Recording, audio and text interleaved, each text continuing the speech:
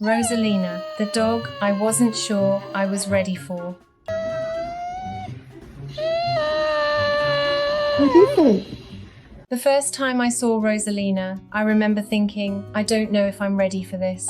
Not long before that, my dog Fletcher had passed away. And when you lose a dog you've had for years, it leaves a strange kind of quiet behind. The house is the same, your routine is the same, but there's this small gap in your day where there used to be. Oh. So when I went to the shelter that day, I wasn't really planning on bringing a dog home. I was mostly just looking around. Then I saw Rosalina. I stood there for a bit and said something like, I don't know if I'm ready. What is so wrong? And someone working there said, pretty casually, well, she's free. I remember thinking about it for maybe another minute. Then somehow she ended up riding home with me in the car. On the way back, I just kept looking over at her and laughing a little. I remember saying, oh my gosh, this is awesome.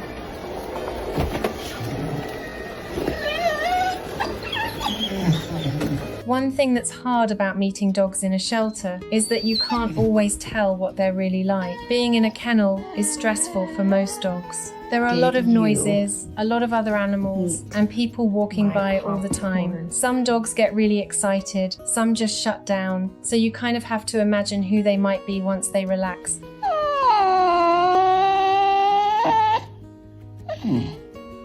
Rosalina was pretty calm when I met her, but it wasn't until we got home that I really saw her personality. The first evening she was there, she climbed up next to me and just leaned into me like we had already known each other for years. She turned out to be a complete cuddle muffin.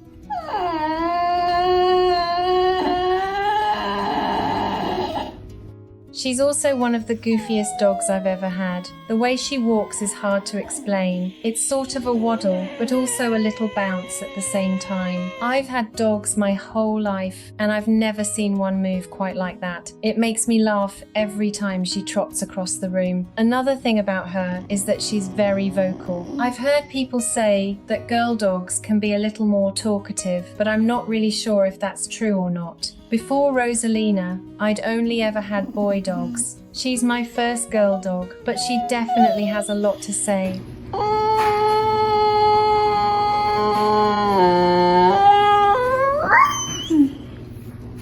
The funny thing is, she doesn't really bark that much. Instead, she makes all these different little sounds. If she feels like she isn't getting enough attention, she'll start making noises. And sometimes, the funny part is that I am giving her attention, but if I pause for even a few seconds, she notices. It's not because she's hurt or uncomfortable. She just has different tones she uses to get my attention. Sometimes she sounds like a creaky door opening slowly.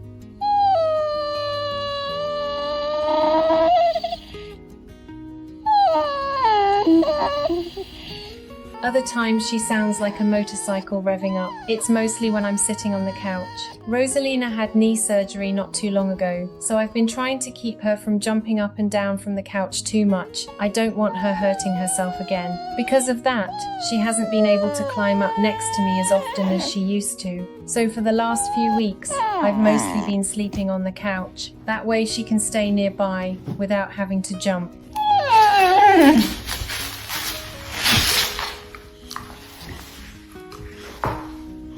When Rosalina falls asleep on her bed, she curls up into this perfectly round little ball. Her fur is completely white, so sometimes I joke that she looks like a powdered donut. I'll look over and say, oh, she's in powdered donut mode again. Rosalina. My mum has her own name for her too. Sometimes she calls Rosalina a little bow bun, like one of those soft steamed buns. It actually fits pretty well. She's just squishy and cute. And when she smiles, her mouth stretches all the way from ear to ear.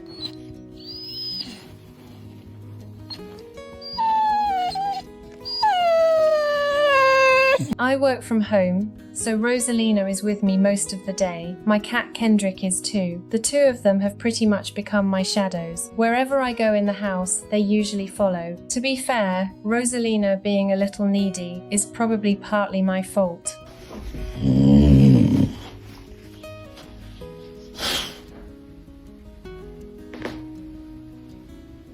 When you're around your dog all the time, they get used to being close to you, so now it's just part of her routine. Sometimes I'll be sitting at my desk working and I'll suddenly hear little noises coming from underneath. She's usually lying under the desk. And if Kendrick is sitting on my lap in the chair, Rosalina isn't always thrilled about that. She'll look up like she's trying to figure out why the cat gets the seat. Sometimes she gives me that look like she expects me to lift her up there too, and I just look down and say, "You are 47 pounds. Please don't make me pick you up right now."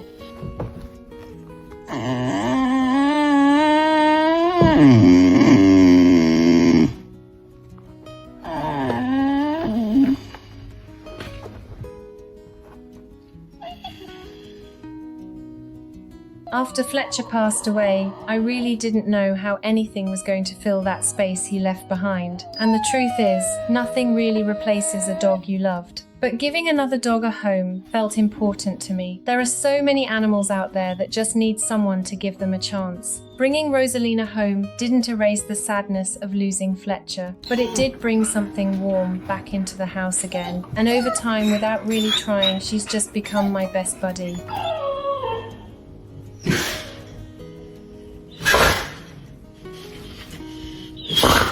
If someone is thinking about adopting a dog, the one thing I'd say is this: try not to judge them too quickly when you meet them in a shelter. It's a stressful place for animals, and sometimes the dog you see in the kennel isn't the same dog you'll see once they feel safe at home. Give them time to settle in. Give them patience. Sometimes all they really need is a quiet place and someone who's willing to stick with them. And every once in a while, the dog you weren't sure you were ready for turns out to be exactly the companion you needed.